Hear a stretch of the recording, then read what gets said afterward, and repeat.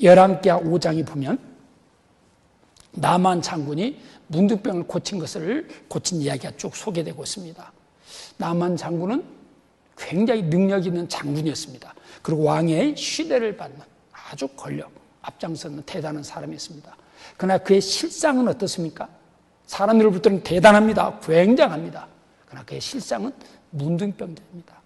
서서히 죽어가는 사람입니다. 서서히 망해가는 사람입니다. 그렇잖아요. 근데 그 나만 장군의 수종을 들던 이스라엘 잡혀온 작은 계집아이, 이름도 소개가 안 됩니다. 존재감이 없다는 이야기죠. 어쩌면 보잘것없다는 이야기입니다. 그런데 그 수종드는 그 작은 소녀가 그 나만 장군을 보면서 어땠을까요? 안타까워했습니다. 어쩌면 그 소녀도 깨있지 않았더라면 아마 나만 장군의 그 어떤 권력 앞에서 굉장하다고 거기에 초점 맞췄을지도 모릅니다. 근데 비록 사람들 볼 때는 대단하고 성공한 사람이었고 굉장한 사람이 있다 할지라도 그의 실상은 문둥병자, 참 불쌍하다, 참 안 됐다. 그리고 또 어떻습니까? 어쩌면 깨지 못했다라면 뭐 어쩔 수 없지 뭐. 그리고 자기 민족에 고통을 준 장군이었거든요. 자기도 포로로 잡혀와서 지금 수중 들고 있잖아요. 저런 사람 저렇게 망해야 돼. 아마 충분히 그렇게 생각할 수도 있었지 않았을까. 그리고 저 사람이 어떻게 나 같은 이런 보잘것없는 종 이야기를 듣겠느냐라고 외면할 수도 있었을 겁니다. 그런데 이 작은 소녀는 입을 열었습니다. 내 주인이 내가 보니까 문둥병인데 내 나라에 있는 엘리사 선지자를 만나면 충분히 고칠 수 있다. 그래서 정말 아마 그 애타는 마음으로 아마 준비한 마음으로 쉽게 아마 주인에게 나가지 못했을 겁니다. 준비한 마음으로 또 어쩌면 함께 기도하면서 주인님이요, 엘리사 선지자는 죽은 자도 살린다라고, 능치 못하시면 하나님의 능력을 가지고 있다라고, 그 앞에 나가면 틀림없이 문둥병을 고침받을 수 있을 것이다라고. 그 보잘것없는 소녀의 말을 듣고 이방 나라까지 찾아가는 것을 보면 아마 그의 이름 없는 그 보잘것없는 그 계집아이 하나님께 정말 기도하고 그 불쌍히 여기는 마음으로 그 주인을 극진히 섬기지 않았을까. 깨있는 삶을 살았기 때문에 보잘것없는 그 소녀 이야기를 듣고 거기까지 찾아가지 않았을까라고 생각해 볼 수 있습니다. 또 나만 장군의 모습은 그림자적으로 지금 대단해 보이는 사람들의 잠시의 모습이죠. 우리가 볼 때 좀 대단하다, 굉장하다. 그런데 어떻습니까? 문둥병 환자들입니다. 서서히 죽어가고 있습니다. 어디로? 망해가는 곳으로 가고 있습니다. 그들의 끝이 안 좋잖아요. 하나같이 안 좋습니다. 잘못하면 우리도 그 사람들이 가진 그것을 부러워하면서 대단하다. 그런데 어떻습니까? 불쌍한 사람들입니다. 문둥병자들입니다. 결국 망해가는 사람들입니다. 우리도 보잘것없는 계집아이처럼 정말 어떤 사람일지라도 불쌍히 여기면서 그들의 실체를 볼 수 있는 눈을 가지고 그들의 참수에 가게 될 지옥을 바라보면서 그들을 위해서 기도하면서 애타면서 구원으로 이끌어야 되는 깨있는 모습을 가져야 되지 아니할까라는 생각이 듭니다. 그래서 결국은 어떻습니까? 나만은 고침을 받게 됩니다. 치료를 받았습니다. 뿐만 아니죠. 그 계집종의 깨있는 믿음의 모습을 통해서 주인 나만이 치료와 구원을 받았을 뿐 아니라 그리고 이방 나라에 하나님의 이름을 알게 된, 하나님의 영광을 드러내는, 그래서 자기 주인을 고치는 것으로 그치지 않고 보잘것없는 이방 계집아이는 하나님의 영광을 드러내는 믿음의 사람으로 기록되고 있습니다. 하나님 얼마나 기뻐하셨을까. 얼마나 사람들 볼 때는 존재감 없는, 이름조차도 밝히기 어려운 보잘것없는 작은 여자아이였지만 하나님을 기쁘시게 하는 믿음의 사람임을 알 수가 있습니다.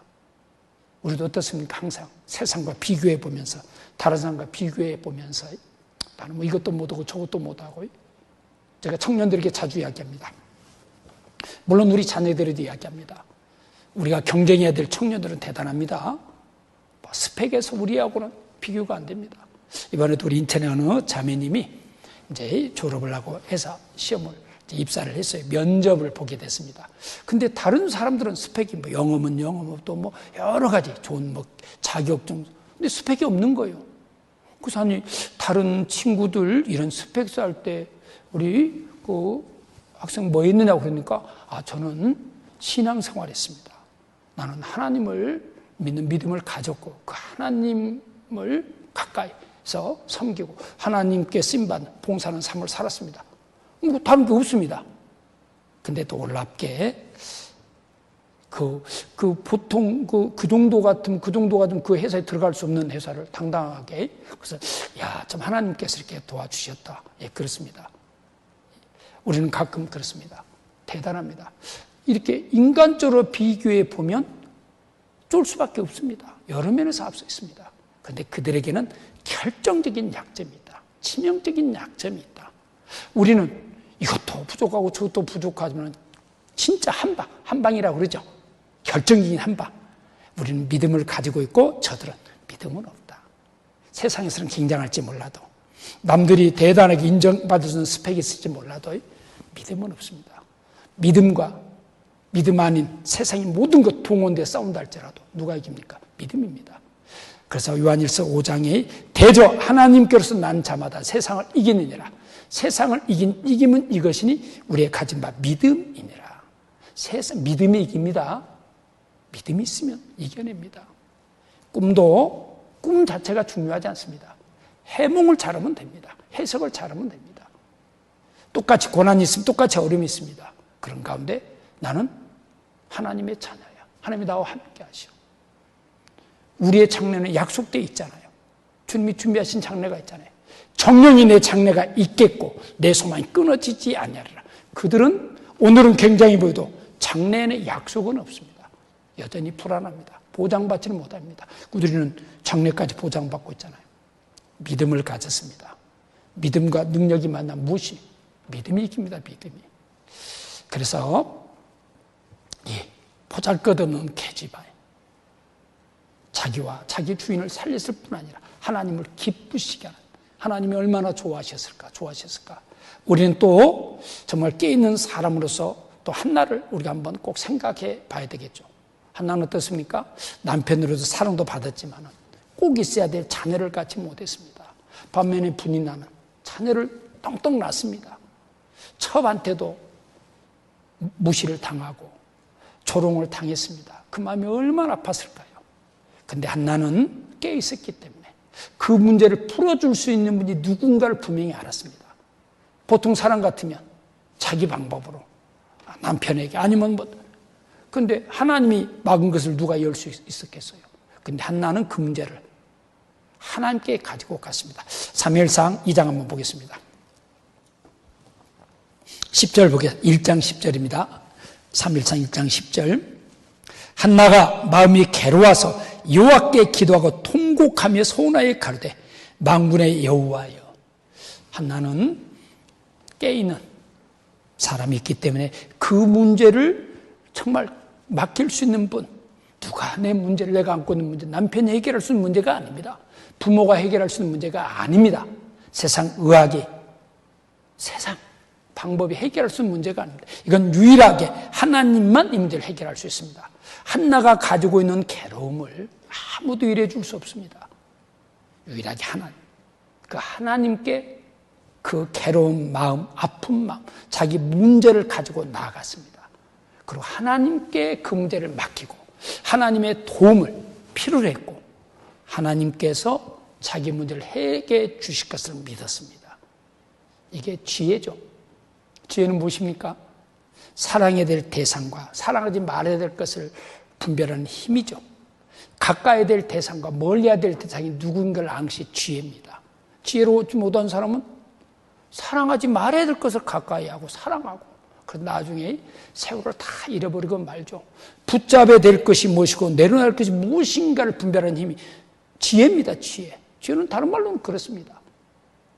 근데 우리는 번번이 어떻습니까? 세상 사람들 한 번뿐이 세상 보이는 것이 다입니까? 어떻든 보이는 세상 잘 먹고 잘 사는 것, 남보다 앞서는 것, 그것이 자기가 붙잡아야 될 것임을 알고 어떻든 부를 어떤 권세를, 자기 어떤 출세를 향해서 치닫습니다. 그건 어떻습니까? 끝이 망합니다. 그것은 자기를 지켜주지 못하잖아요. 그건 내려놔야 될 겁니다. 적당히 필요한 겁니다. 적당히 필요하지 과하면 해가 됩니다. 우리 주변에 돈 많은 사람들, 대단한 사람들 끝이 대부분 안 좋습니다. 저도 그럴 것 같아요. 우리 부모님이 재산을 많이 물려준다. 내가 많은 재산을 가지고 있다면 틀림없이 우리 자녀들 조금이라도 더 찾아오고 싶지 않겠어요? 내가 부모를 더 많이 섬겼다, 내가 큰 애다, 내가 아들이다면서 아마 틀림없이 그럴 것 같습니다. 적당한 것은 필요하지만 과한 것은 항상. 진짜 그 문제의 답은 여기. 그래서 한나는 괴로운 마음, 아픈 마음을 사람에게 가지고 가지 않았습니다. 우리는 사람에게 하소연하고 사람에게 기대했다가 실망하고, 저분은 믿을 만한 사람이 이야기했는데 나중에 그 이야기가 돌고 돌아서 아픔이 되고 상처가 되고, 다른 사람에게 어떤 멸시받는 애들도 있잖아요. 오히려 더 상처를 많이 있잖아요. 근데 한나는 자기의 아픈 마음을 하나님께 가지고 왔습니다. 그걸 하나님을 필요로 했고, 하나님의 능력을 믿었고, 하나님께 부탁했습니다. 이런 한나를 하나님은 외면할 수가 없습니다. 이런 믿음의 사람을 찾고 계시는 분이 하나님이십니다. 그에게 사명을 주셨습니다. 그리고 사사시대 왕정으로 넘어가는 중요한 시점에 아들 사무엘이 옥하는 말할 것도 없죠. 이스라엘을 견고하게 세워가고 바로 왕정시로 넘어가도록 소중한 역할을 감당하도록 하신 것을 보게 됩니다. 성경은 깨있는 사람들의 이야기를 통해서 하나님께서 역사하시고 섭리해 가시면서 복을 주신 이야기들로 가득 차 있습니다.